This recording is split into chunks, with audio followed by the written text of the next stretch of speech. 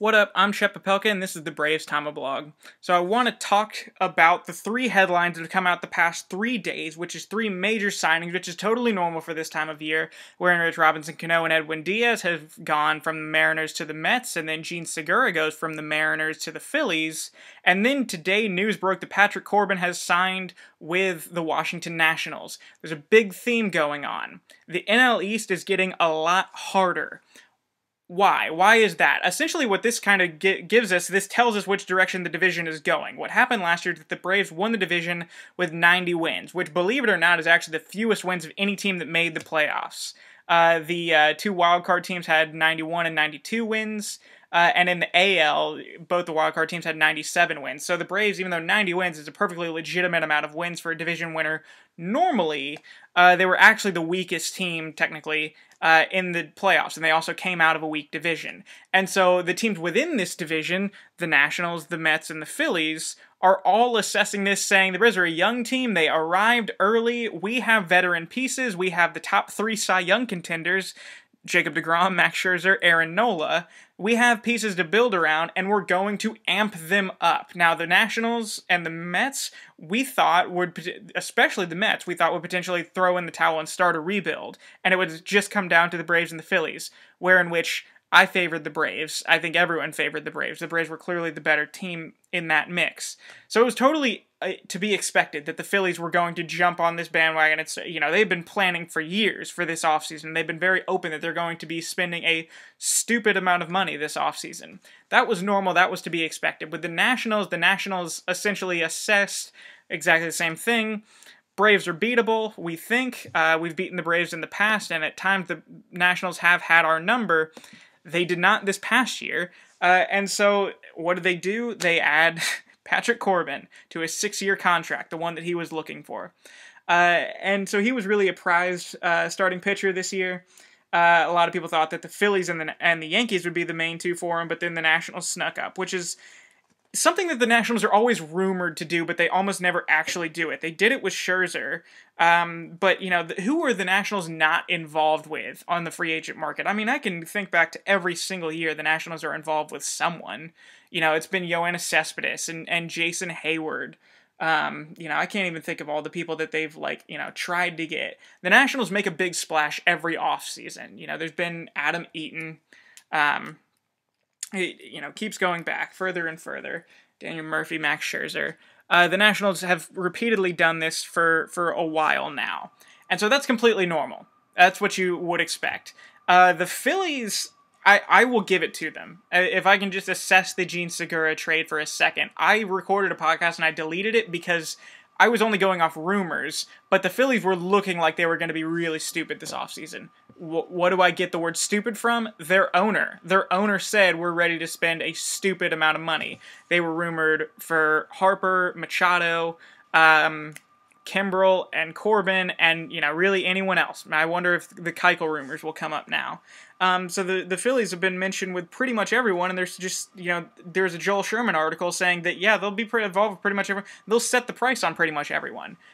I will give it to them for their first real significant move. That was a good move.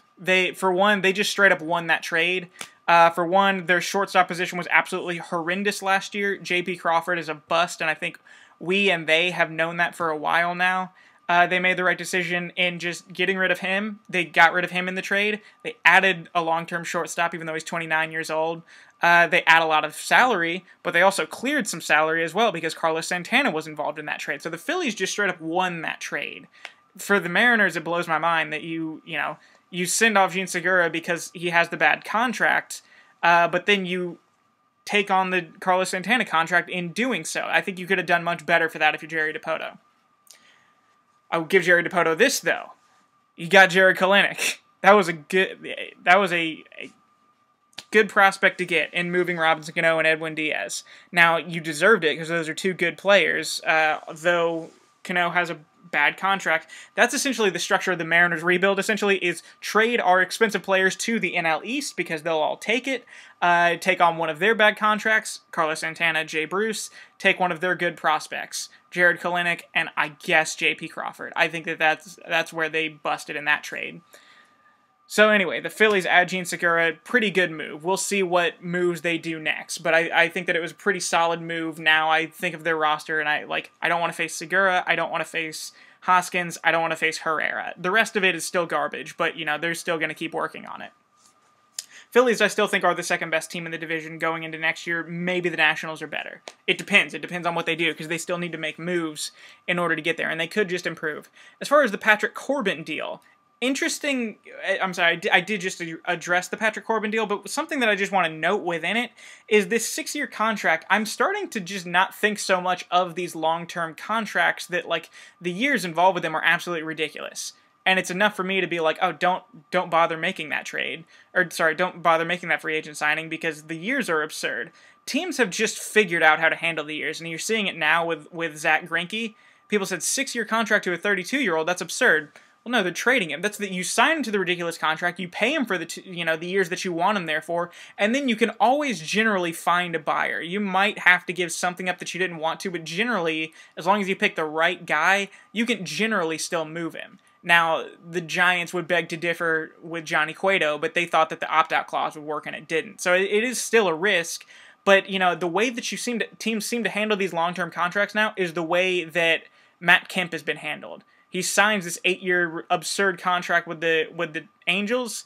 They trade him to the Padres, who trade him to the Braves, who trade him back to the Dodgers, and money is moved around with each one. Money moves money, essentially, and that's how you move these players around. And Matt Kemp is not a bad player. He's just an inconsistent one. So it's sort of how these work. Same thing with Patrick Corbin. When he's 33 and he's nowhere near what they're paying for, they'll be able to find a suitor for him. So that's, they're not paying for 6 years. They want to stay competitive, and they're going to do that.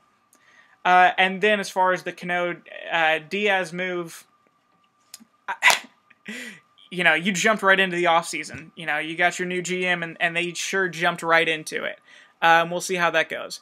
Essentially what's going on is something that a lot of teams do. We've seen a lot of teams do this. The Braves didn't do it, but a lot of teams do this. You get into the situation where about half the league is in.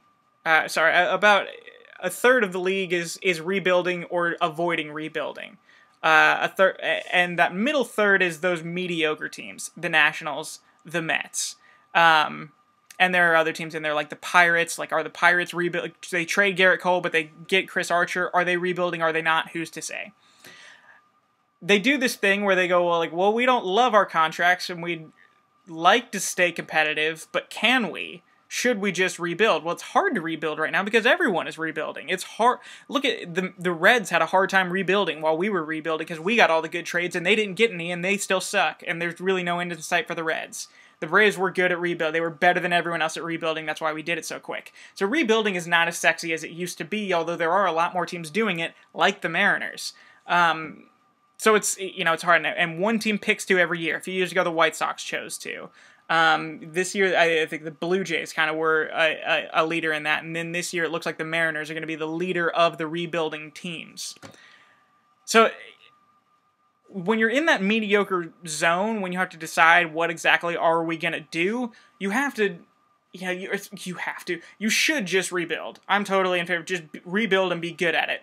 But a lot of teams decide to do sort of what NBA teams sort of do, which is retool and sort of move around and add a free agent that you think is going to spark it and move some money around, trade for a player, and see if you can get it going for one more year.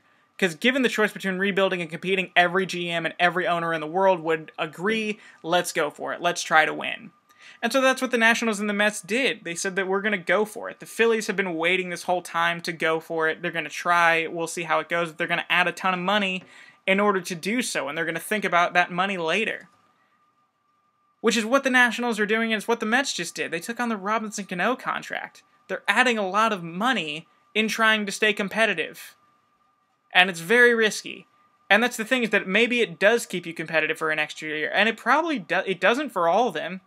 You got 3 teams trying to get into it trying to be competitive next year that weren't this past year. All 3 of them aren't going to succeed. They're going to be playing each other. They're not all going to succeed. And so maybe one of them stays competitive, and can they even surpass the Braves? Maybe they do, maybe they don't. It's going to be hard.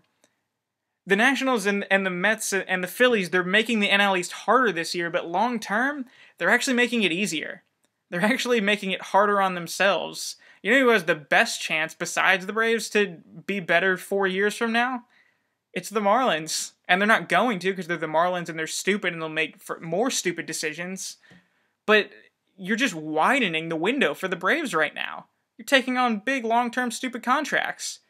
You're keeping yourself from, getting better players in the lower levels of the minors. You're trading them away. You just traded Jared Kelenic. You just traded J.P. Crawford and some other prospects. But, the Phillies just can't even draft in general. You're making it easier. We're still focused on drafting. We can't sign any more sign any more international players, but the Braves never lost their focus on it, and it's clear. And I know that everyone has a scouting department. The Braves really have a scouting department that's still active and still just churning out players, and we are not being so willy-nilly with who we're trading away. I think that's pretty clear.